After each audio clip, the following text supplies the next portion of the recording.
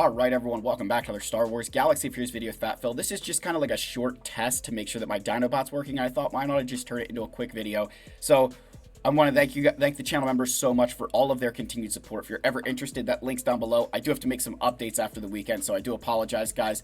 And I just really appreciate you putting your faith in me to bring you good content. Hopefully you like this short clip, and hopefully the Dinobot's working. So cheers, Wombat, for trying to get this set up so that way we can get rocking and rolling in the Discord, make it a little bit better. So let's get into our intro and then talk about the topic of this video, which I haven't mentioned yet because I'm tricky like that.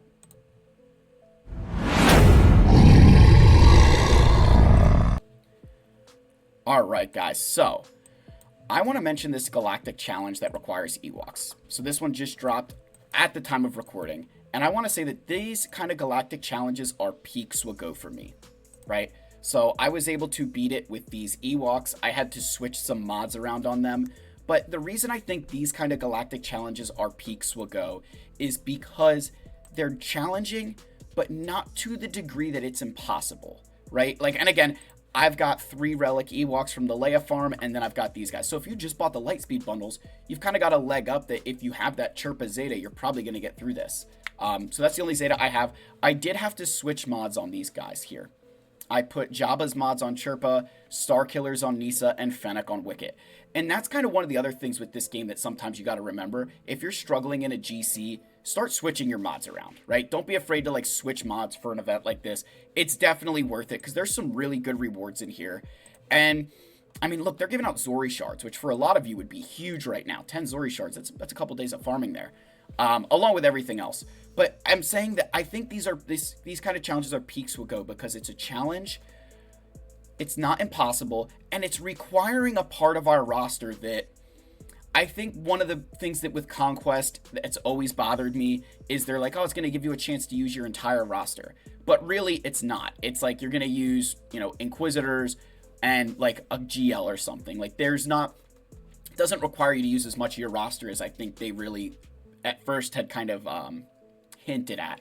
But these challenges, in my opinion, do make you use a lot of your roster. They're rewarding that, hey, if you invested in Ewoks earlier, you're going to be able to have a leg up for this one.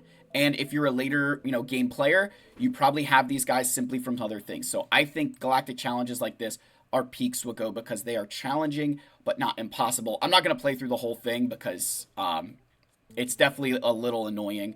But like the thing with the modifier too here is that this modifier is not only detrimental to the resistance, but to the Ewoks as well. And that's something that I think is really awesome compared to sometimes where the modifier really just hurts you and not necessarily the other team.